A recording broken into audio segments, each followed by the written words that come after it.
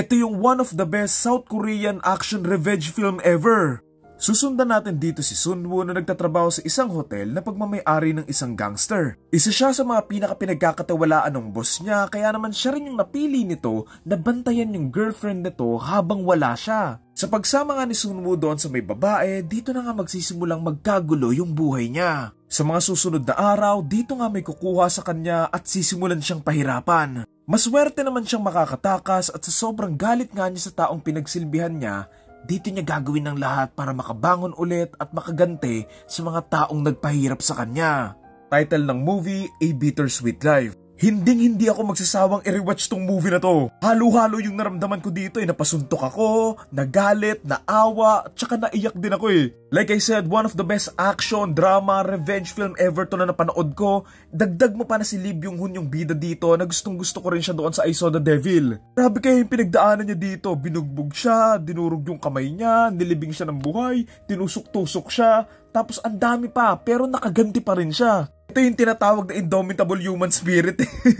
Lalo na doon sa may dulo, kung nag-effort lang talaga siyang umilag, baka nakaligtas pa siya Basta sobrang gustong gusto ko dito yung mga action and fight scenes nila, katulad ngayon sa may opening, sa may warehouse, lalo na yung ending. Realize ko nga rin dito na may disadvantage pala na hindi na nahahati sa tatlo yung mga cellphones. Kasi dito, yung battery, nagamit pa niya pang self-defense. Favorite ko rin dito yung sina nagpapaunahan sila doon sa may bang-bang, sobrang astig rin ito. Bago yung The Raid, ito yung movie na gustong gusto ko talaga lahat ng fight scenes Pero ayun, maliban doon sa mga labanan, yung pinaka nagpaganda rin sa may movie na to ay yung mismong layers ng story niya na hindi lang to basta action, kundi may substance talaga. Sa karakter ni Sunwoo, awang-awa ako sa kanya kasi mabait naman talaga siya Kumbaga nagkataon lang na napunta siya sa crowd na to, pero deep inside, hindi siya katulad nila na walang mga puso. Mas naipakita nga to tuwing kasama niya yung gang niya na astig-astig siya, pero kapag kasama naman niya yung babae, doon lumalabas yung kabutihan side niya. Lalo na doon sa may scene na pinapakinggan yung tumutugtog yung babae, tapos deep inside, gusto lang naman talaga niya makahanap ng peace sa may buhay niya Kaya nga diba one time, sinabihan siya ng babae na sinabi daw ng boss niya na nakakatakot daw tong si Sunwoo, pero doon sa mata ng babae, hindi naman. Dagdag ko ding for me hindi naman talaga siya nagkagusto doon sa may babae Kumbaga naawa lang din talaga siya and gusto lang talaga niyang tumulong kasi siguro